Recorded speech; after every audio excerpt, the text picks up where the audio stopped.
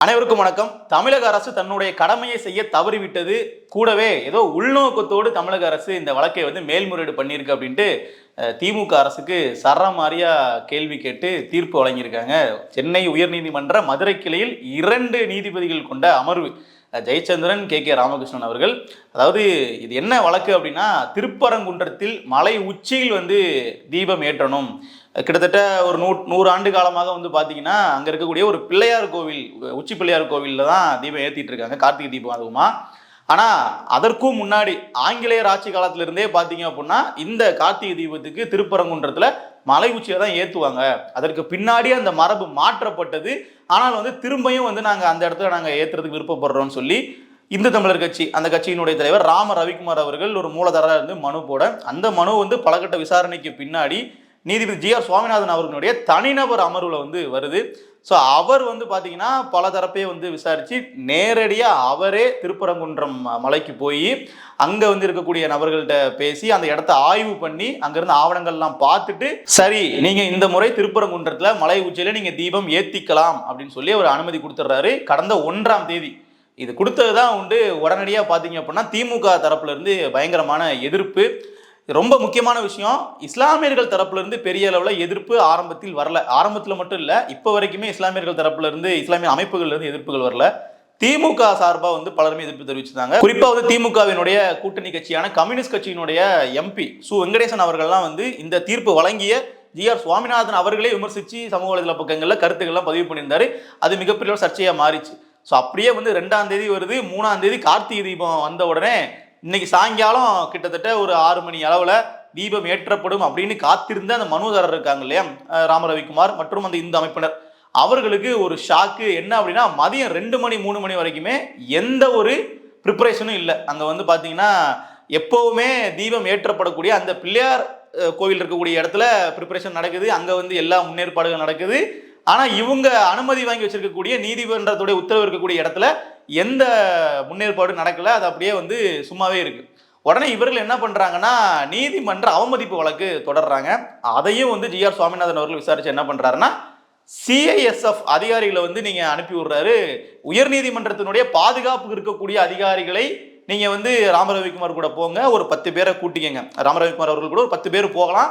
நீங்களாம் போயிட்டு அந்த நீதிமன்றத்தினுடைய ஆணைக்கு ஏற்ப அங்கே நீங்கள் தீபம் ஏற்றிக்கொள்ளலாம் அப்படின்ட்டு அவர் உத்தரவு பிறப்பிக்கிறார். இங்கே தான் இது பார்த்தீங்கன்னா ஒரு பயங்கரமான விஷயமா மாறுது.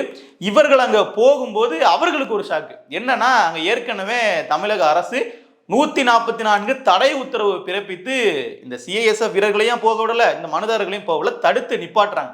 இவர்கள் 2 பேருக்கு இடையில பயங்கரமான தள்ளுமுள்ள அந்த பேரிகேட்லாம் ஊக்கி இழுத்து வீசிட்டு இங்கே ஒரு கூட்டம் ஓடுறாங்க. அதில் 2 காவலர்கள் காயமடைகிறாங்க.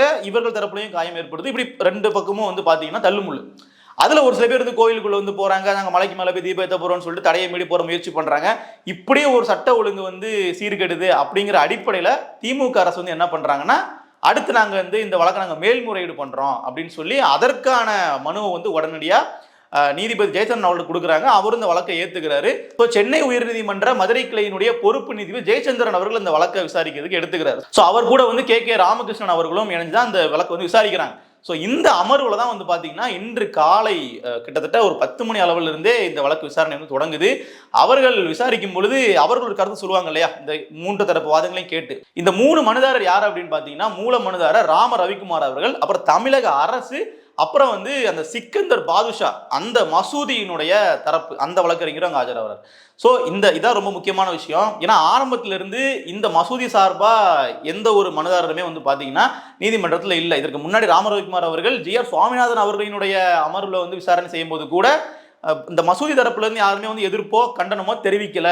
இந்த இடத்துக்கு தான் அவர்கள் வர்றாங்க. ஸோ இங்கே தான் திமுகவினுடைய ஒரு கேம் இருக்கு அப்படிங்கிற நம்மளால புரிஞ்சுக்க முடியுது. காரணம் என்னன்னா, இப்போ இந்த இடத்துல இவர் எதிர்ப்பு தெரிவிக்கிறார். இந்த 3வது மனுதாரர் இருக்கார் இல்லையா, மசூதியின் சார்பாக வழக்கறிஞர் இந்த மாதிரி ஒரு வழிபாடு தலத்துக்கு பக்கத்திலேயே இவங்க திடீர்னு இதுவரைக்கும் இல்லாத 100 ஆண்டுகளாக இல்லாத ஒரு புதிய நடைமுறையை கொண்டு வந்தாங்க அப்படின்னா அது ஒரு மத நல்லிணக்கத்தை சீர்குலைக்கும். அதனால இதை நீங்க அனுமதிக்க கூடாது அப்படின்னு சொல்லிட்டு இன்றைக்கு அந்த மசூதி தரப்புல வழக்கறிஞர் பேசுறாரு. ஸோ சிக்கந்தர் பாதுஷா மசூதியினுடைய தரப்புல இருந்து. இப்ப அதுக்கப்புறமா இந்த பக்கம் மனுதாரர் ராமரவிக்குமார் அவர்கள் தரப்புல இருந்து இல்ல நாங்க வந்து அனுமதி வச்சிருக்கோம், எங்க கிட்ட சான்றுகள் இருக்கு, இதுக்கு முன்னாடி இங்கதான் தீபம் ஏத்திருக்காங்க, அதனால எங்களுக்கு அனுமதி கொடுங்க, போலீஸ் பாதுகாப்போட எங்களுக்கு நீங்க அனுமதி கொடுக்கணும், அது நேத்துக்கு கொடுத்துருக்கணும், அவர்கள் பண்ணல, ஸோ இது கண்டெம்ட் ஆஃப் கோர்ட், அப்போ இந்த திமுக அரசு செய்த அந்த மேல்முறையீடு வந்து தள்ளுபடி பண்ணணும், அதற்கு நீங்க செவிசாய்க்க கூடாது அப்படிங்கிறது அவருடைய தரப்பு. தமிழக அரசு என்ன வாதம் முன் வச்சாங்க அப்படின்னா, ஜி.ஆர். சுவாமிநாதன் அவர் நீதிபதி அவர்கள் மேலே வந்து பாத்தீங்கன்னா பயங்கரமான குற்றச்சாட்டுகள் வச்சாங்க. இவர் வந்து இந்த மாதிரி கொடுத்த தீர்ப்புனால அங்க சட்ட ஒழுங்கே வந்து சீர்கட்டுருச்சு, நேத்திக்கு பாருங்க நாங்க பயந்த மாதிரி நடந்துருச்சு, ஏன் வந்து நீதிமன்ற ஆணையை வந்து நாங்க நிறைவேற்றல அப்படின்னா இவர்கள் வந்து அங்க வந்து கலவரம் பண்ணியிருப்பாங்க, நாங்க அந்த கலவரத்தை முன்கூட்டியே கணித்து காவலர்களை போட்டு தடை உத்தரவு போட்டு தடுத்தோம், தடுத்ததுக்கு அப்புறமாவும் வந்து கலவரம் வந்துருச்சு அப்படிங்கிறது தமிழக அரசினுடைய வாதம். இதையெல்லாம் கேட்டுக்கிட்டு இருந்த அந்த 2 நீதிபதிகள் இருக்காங்க இல்லையா, அவர்கள் வந்து தீர்ப்பு கொடுத்தது சாயங்காலம் தான். ஆனா மதியமே வந்து பாத்தீங்கன்னா கருத்து ஒண்ணு சொன்னாங்க. அந்த கருத்தே நமக்கு இந்த தீர்ப்பினுடைய சாராம்சத்தை புரிய வச்சிருச்சு. என்ன சொன்னாங்க அப்படின்னா, மத நல்லிணக்கம் அப்படிங்கிறது யாரும் எந்த வழிபாடும் செய்யாமல் தடுப்பது கிடையாது, 2 தரப்புலையும் பேசி சுமூகமா ஒரு முடிவு எடுக்கிறது, அதாவது அவர்கள்ட்ட பேசி நீங்க சமரசம் பண்ணி ஒரு விஷயத்தை பண்ண வைக்கணும், அதுதான் வந்து மத நல்லிணக்கமே தவிர நீங்க வழிபாடே பண்ணாதீங்க, நீங்க அந்த இடத்துக்கு போகாதீங்க, அப்போ மத நல்லிணக்கம் இருக்கும் அப்படின்னு சொல்றது கிடையாதுன்னு கருத்து சொன்னாரு. அது ஒரு கிட்டத்தட்ட ஒரு சரியான கருத்து தான் சொல்ல போனா. ஏன்னா இந்த வழக்குல வந்து ஆரம்பத்துல இருந்தே இஸ்லாமிய அமைப்புகள் பெரிய எதிர்ப்பே தெரிவிக்கல. ஆனா இந்த இடத்துல திமுக தான் வந்து பாத்தீங்கன்னா வம்படியா உள்ள வந்து இவ்வளவு பெரிய விஷயமா எதிர்ப்பு இருக்கு, இவர்கள் அங்க போனாங்கன்னா கலவரம் ஆகிட்டாங்க. சொல்லப்போனா அந்த 144 தடை உத்தரவு இல்லாம இவர்களை போயிட்டு அங்க போய் நீங்க ஏத்திக்கிங்க தீபத்தன்னு சொல்லி விட்டிருந்தாலும் கூட ஒண்ணுமே ஆயிருக்காதோ அப்படிங்கிற பார்வை நமக்கு வருது. ஆனா இருந்தாலும் அது வந்து நீங்க திட்டமிட்டு அது நீங்க மசூதிக்கு பக்கத்துல தான் வைக்கணுமா, மசூதியில இருந்து 15 மீட்டர் அவ்வளவுதான் டிஸ்டன்ஸ் இருக்கு, ஆனா நீதிமன்றத்தை வந்து 50 மீட்டருக்கு மேலன்னு சொல்றாங்க. சோ அந்த அவ்வளவு நெருக்கமான இடத்துல போயிட்டு நீங்க தீபம் ஏத்தியா ஆகணுமான்னு கேட்கும் பொழுது நீதிபதிகள் தரப்ப என்ன சொல்றாங்க அப்படின்னா, வருஷத்துக்கு ஒரு தடவை ஒரு இடத்துல வந்து தீபம் ஏத்துறது மூலமாவே சட்ட ஒழுங்கு சீர்கட்டுமாங்கிற கேள்வியும் அவர்கள் கேட்கிறாங்க. இதெல்லாம் வந்து காலை நடந்தது. அதுக்கப்புறமா மாலை வந்து பாத்தீங்கன்னா அவர்கள் தீர்ப்பே கொடுக்குறாங்க. திமுக அரசு தாக்கல் செய்த அந்த மேல்முறையீட்டு மனு ரத்து, இனிமேல் வந்து பாத்தீங்கன்னா வருஷம் நீங்க அந்த இடத்துல ஏத்திக்கலாம். ஸோ நீதிபதிகள் தரப்புல சொல்றதுங்கிறது ஒன்னே ஒண்ணுதான், இந்த ஒரு இடத்துல நீங்க வந்து தீபம் ஏத்துறதுனால இங்க ஒன்றும் பெரிய சட்ட ஒழுங்கு சீர்கட்டுற போறது இல்லையே அப்படிங்கிறது அவர்களோட தரப்பு. இந்த இடத்துல திமுக அரசு மேல எல்லாருக்குமே ஒரு கேள்வி இருக்கு. முதல்ல கிட்டத்தட்ட காலகாலமாக அங்கே வந்து பார்த்தீங்கன்னா ஒரு இடத்துல வந்து தீபம் ஏற்றிட்டு இருக்காங்க, இந்த முறை வந்து இதற்கு மாற்றாக இந்த இடத்துல ஏற்றணும்னு சொல்லி ஒரு தரப்பு கேட்குறாங்க. இப்போ அவர்கள் அந்த கேட்ட சமயம் இருக்கு இல்லையா, 1ஆம் தேதிக்கு முன்னாடியே நான் சொல்கிறேன், அந்த வழக்கு போயிட்டு இருக்கும்பொழுது இந்த பக்கம் அந்த மசூதியில இருந்தோ இல்லை இஸ்லாமிய அமைப்புகள்ல இருந்தோ எந்த ஒரு எதிர்ப்புமே வந்து அங்கே ஒரு பெரிய அளவில் ஏற்பட்டுச்சா, எதிர்ப்புகள் கிளம்பிச்சா அப்படின்னா இல்லை. ஆனால் 3ஆம் தேதி இந்த வழக்கு மேல்முறையீட்டுக்கு வரும்பொழுது மசூதி சார்பாக ஒருத்தர் ஆஜராயிட்டு எதிர்ப்பு தெரிவிக்கிறார் அப்படின்னா இந்த இடைப்பட்ட காலத்தில் அங்கே திமுக ஒரு கேம் பிளே பண்ணியிருப்பாங்களோங்கிற ஒரு பார்வை இருக்கு. இன்னொன்று அதெல்லாம் தாண்டி ஒரு வாக்கு அரசியலாக நாம் இதை பார்க்கும் பொழுது திமுக இந்த கேம் பிளே நமக்கு வந்து இன்னும் கொஞ்சம் தெளிவாகவே புரியும். இப்போ அங்கே வந்து இவர்களை வந்து பூச்சாண்டி காட்டி பார்த்தீங்களா அவங்க என்ன பண்ணுறாங்க பார்த்தீங்களா, நாங்கள் தான் உங்களை பாதுகாக்க போகிறோம், எங்களால் தான் உங்களை பாதுகாக்க முடியும் அப்படிங்கிற மாதிரி அவர்கள் வந்து நிச்சயமாக இதில் ஒரு கேம் பிளே பண்ணுறாங்க.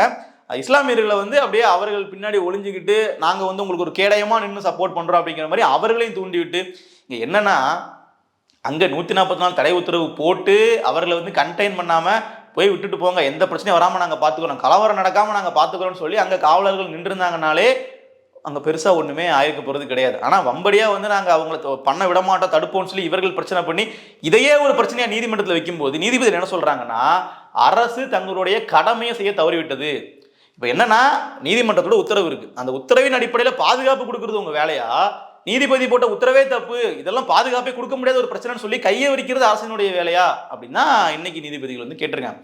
அதே மாதிரி இப்போ இந்த பிரச்சனையை வந்து மேல்முறையீடு பண்ணி அவர்கள் சாதிச்சது என்ன நினைக்கிறாங்க அப்படின்னா, அதான் நாங்கள் தீபம் ஏற்ற விடல, நாங்கள் நீதிபதிகள் உத்தரவே வந்து நாங்கள் மீறி பண்ணிட்டோம்ல, இதுக்கப்புறம் என்ன அப்படிங்கிற மாதிரி ஒரு பெருவிதமாக பேசிட்டு இருக்காங்க. இந்த இடத்துல வந்து நம்ம 2 விஷயத்த வந்து நம்ம ஒரு கண்டிக்க வேண்டிய இடத்துல இருக்கு.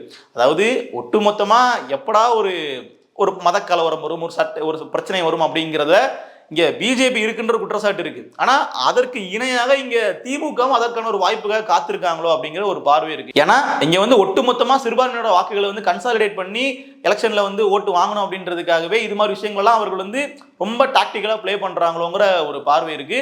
இது ஒண்ணுமே எல்லாம் முடிஞ்சு போற ஒரு விஷயத்த தடை பண்ணி அதை வந்து இந்த அளவுக்கு ஒரு பெரிய பிரச்சனையா மாத்தி இப்ப நீதிமன்றத்துக்கு போயிட்டு அவர்களுக்கு சாதகமும் தீர்ப்பு வரல, ஆனா இருந்தாலும் அவர்கள் நினைச்சது நடந்துச்சோங்கிற ஒரு பார்வை இருக்கு. ஏன்னா இப்ப நிச்சயமா வந்து இஸ்லாமிய மக்கள்கிட்ட ஒரு பெரிய அதிருப்தி இருக்கும், என்ன இந்த மாதிரி பிரச்சனை நடக்குது.